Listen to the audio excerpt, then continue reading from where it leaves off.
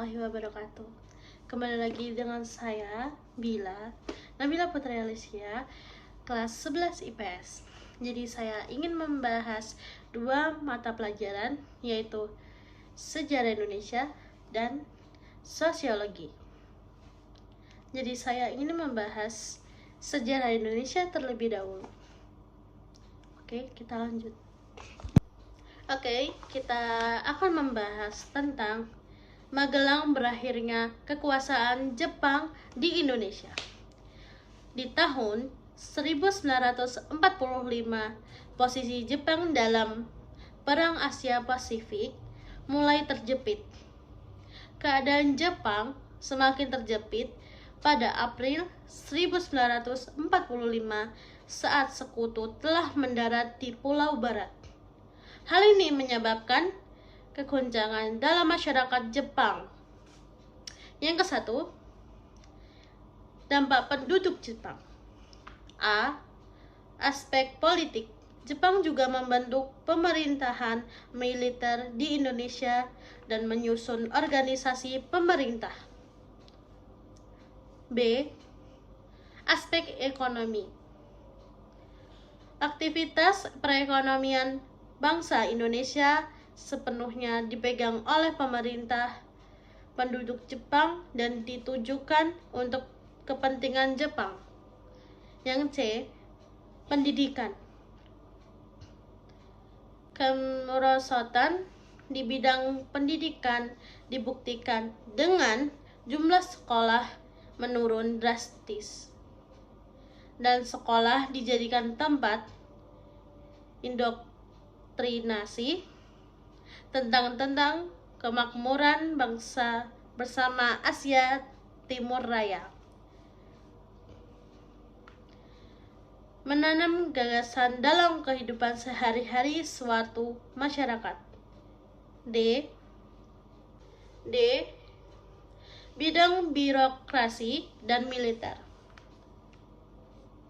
Bidang birokrasi, Jepang memberi kesempatan pada bangsa Indonesia untuk turut serta di pemerintahan. Bidang militer bermanfaat bagi masa keselanjutannya. Yang kedua, bidang militer bermanfaat bagi masa keselanjutannya. Setelah berhasil menjadi negara merdeka, karena Jepang banyak membentuk kesatuan militer. Yang kedua, janji kemerdekaan.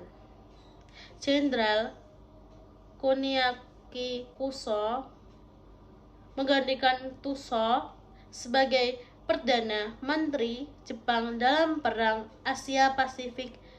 Kuso mencoba mengambil hati rakyat di wilayah jajahan dengan mengemukakan janji kemerdekaan adalah A. Pembentukan BPUPKI. Didirikan 1 Maret 1945. Bertujuan untuk mempelajari dan menyelidiki hal penting yang dibutuhkan Indonesia. B. Pembentukan PPKI. Setelah BPUPKI dibubarkan karena tugasnya telah selesai, tanggal 7 Agustus 1945, PPKI didirikan dan bertugas untuk menyusun rencana kemerdekaan Indonesia, meneliti dan menyempurnakan hasil kerja BPUPKI. Itu bab yang kita pelajari. Sekian itu, kita pindah ke sosiologi. Lanjut. Oke, kita di sosiologi ini kita akan membahas faktor pendorong keragaman masyarakat Indonesia. Oke, dijelaskan oleh Ernest Renan bahwa bangsa merupakan suatu jiwa yang melekat pada sekelompok manusia yang merasa dirinya bersatu karena mempunyai latar belakang sejarah, nasib atau penderitaan yang sama di masa lalu dan cita-cita yang sama untuk masa depan. Faktor-faktor pendorong kemajemukan masyarakat Indonesia. Ada keadaan geografi, pengaruh kebudayaan asing. Ketiga, kondisi iklim yang berbeda. Kita lanjut yang pertama. Keadaan geografi ini di Indonesia memaksa mereka untuk tinggal menetap di daerah yang terpisah-pisah. Yang kedua, pengaruh kebudayaan asing. Karena Indonesia terletak di tengah-tengah di antara dua samudra, yaitu Samudra Hindia dan Samudra Pasifik, dan juga di tengah lalu lintas perdagangan laut kedua samudra tersebut. Indonesia memperoleh pengaruh dari kebudayaan lain melalui perdagangan asing. Yang ketiga, kondisi iklim yang berbeda. Iklim yang berbeda dan struktur tanah yang tidak sama di berbagai daerah kepulauan Nusantara ini merupakan faktor yang menciptakan kemajemukan regional. Lanjut ke kesetaraan dalam keragaman masyarakat. Suatu kondisi di mana dalam perbedaan dan keragaman yang ada, manusia tetap memiliki suatu kedudukan yang sama dalam satu tingkatan hierarki, yaitu unsur keragaman,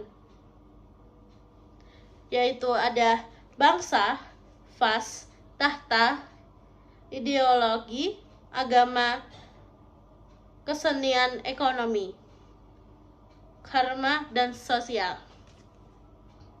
Dampak buruk dari tidak adanya sikap terbuka, logis, dan dewasa atas keragaman masyarakat adalah disamonisasi, yaitu perilaku diskriminatif.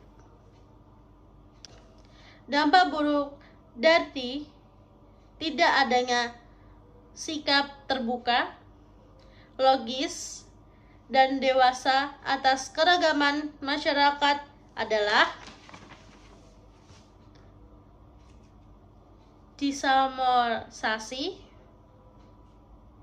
rasialis, perilaku diskriminatif,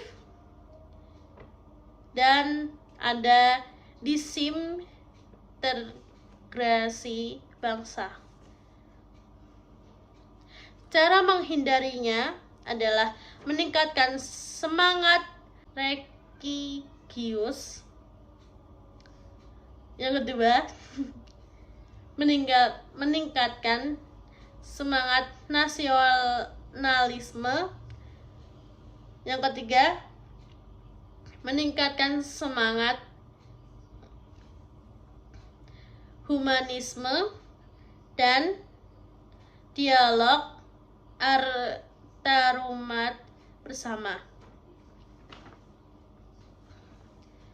Lanjut, prinsip kesetaraan adalah hak kewajiban terhadap dalam pasal 27 ayat 1 UUD 1945 yang menegaskan bahwa segala warga negara bersama kedudukannya di dalam hukum dan pemerintahan dan wajib menjunjung hukum dan pemerintahan itu dengan tidak ada. Sekian dari saya. Terima kasih. Mohon maaf kalau ada salah kata atau salah kalimat. Mohon dimaafkan. Terima kasih. Sekian dari saya. Wassalamualaikum warahmatullahi wabarakatuh.